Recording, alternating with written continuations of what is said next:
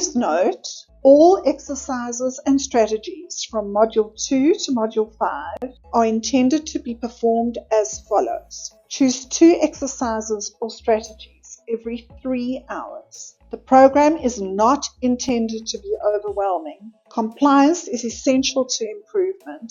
Try to do different exercises and strategies every 3 hours so that eventually over several days you complete the program and then begin a new cycle. For example, say it's on the 3rd hour right now, you could do one of the neck exercises, a breathing exercise, and a nerve mobilization. In 3 hours' time, you could do one of the thoracic exercises, a short meditation or affirmation, and postural awareness. How are you holding yourself? Where is your tongue in your mouth? The whole idea is to create awareness. So this entire program eventually becomes a habit, which is very good for your neuromuscular skeletal health as a whole. Thank you.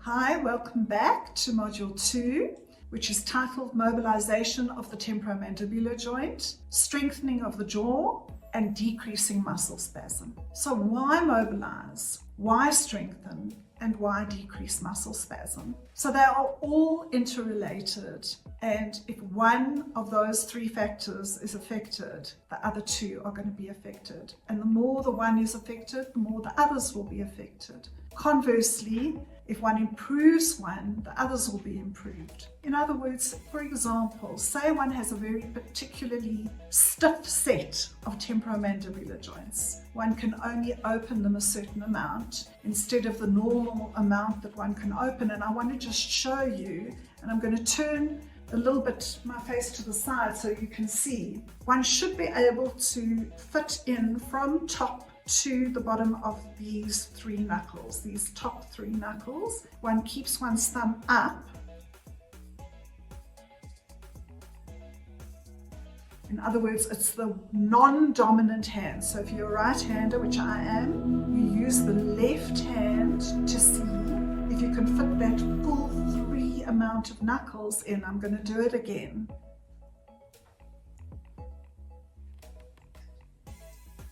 Okay, you do not use that as an exercise. It is purely an assessment tool to see how well you are doing at points during the program. But you do not do it regularly, because if you're not ready to put in all 3 of those knuckles, you're going to strain the jaw. So if you can only put in 1, put in 1. If you can only put in 2, put in 2. Some people use, instead of the knuckles to begin with, they use 3 fingers, which is easier, but it's not a true measure of how much you should be able to open your jaw. There are restrictions in other movements as well. For example, protrusion and retraction.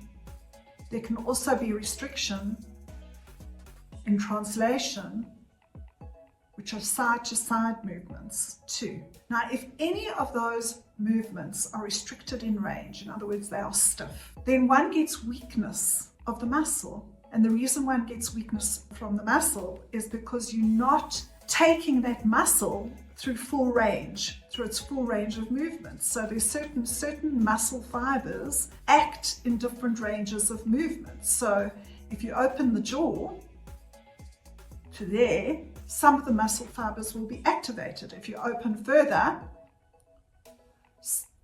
or more muscle fibers are going to be activated. So you start getting weakness of the jaw. Weakness of the jaw due to clenching or due to other habits, grinding, will also lead to spasm in the muscles. Now, spasm is not the same as strength. Spasm is an increase in the hardness or the tenderness of muscle and leads to pain. Within muscle spasm, one gets activation of certain points of inflammation.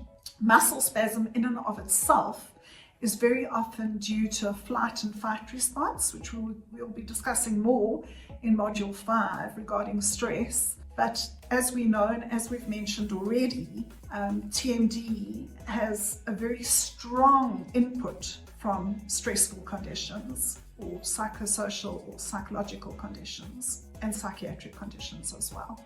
It's not the only thing, but certainly one's muscles will react to pain. Pain in and of itself is a threat, and the muscles will go into spasm as well. Spasm or muscle spasm is an inflammatory result eventually. So initially maybe those muscles are not going to be that inflamed, but if they stay in spasm for a long enough period of time, they are going to become inflamed. I want to introduce to you today the concept of trigger points. Trigger points are areas of inflammation within muscle that are extremely and exquisitely tender to palpation and will refer pain distant from themselves. So they will be tender to touch, but they will also not only restrict their pain pattern to where they are located, but will refer pain distant from themselves, which makes it quite confusing to understand where certain of the pain patterns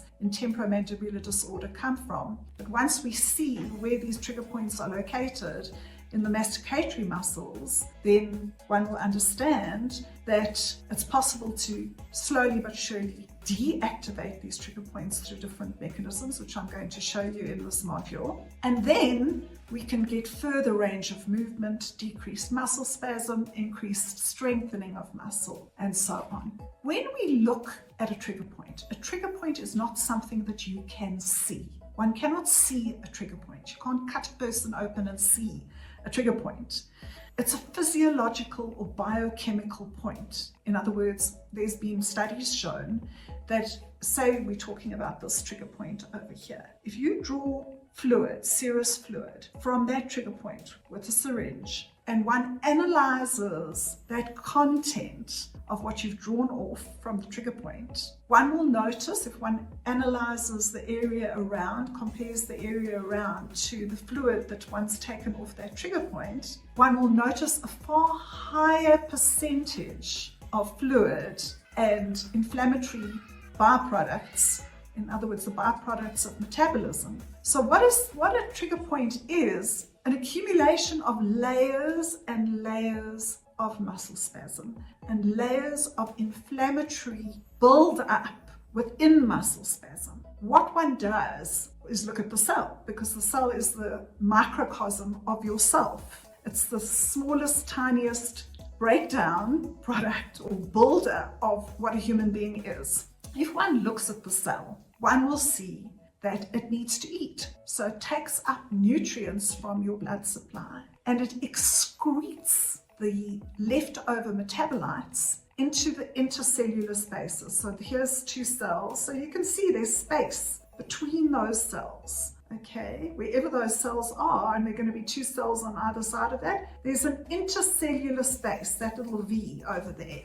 So the excrement sits in that intercellular space, which if it's not moved, if it's not normally removed, will form the beginnings of a trigger point. One can get an inactive trigger point, which personally, it's my opinion, but I think in today's age, most of us have got inactive to latent trigger points because of our lifestyles. We're supposed to be agricultural people. We're supposed to be like root, garnering the fields, the products in the fields, but we're not. We're sitting at computers and on our phones the whole day. So if one gets enough stiffness and enough patterns contributing to temporomandibular disorder and stress and the whole accumulation of contributory factors, one starts off with an inactive trigger point, which is not giving any problems at all. No pain, no referred patterns, nothing. And then you start getting build-up of inflammation, and that becomes a latent trigger point. In other words, it's got the potential to cause problems. So I compare that to a newborn baby shark, not causing any problems. Then it starts building and growing, and it becomes a latent trigger point, and it's now an older child. And then as it grows bigger, between a latent trigger point and an attacking trigger point, which is an extremely active, inflamed trigger point, which is layers and layers of build-up of inflammation over days, weeks, months, or even years, even decades, one can see that that is now a vicious attacking trigger point, and it can refer extreme pain and cause extreme dysfunction to the point that people are not functioning at all, whether it's to eat, speak, swallow. Just be able to function with chronic pain in and of itself is an extremely difficult thing to be able to do. Thank you.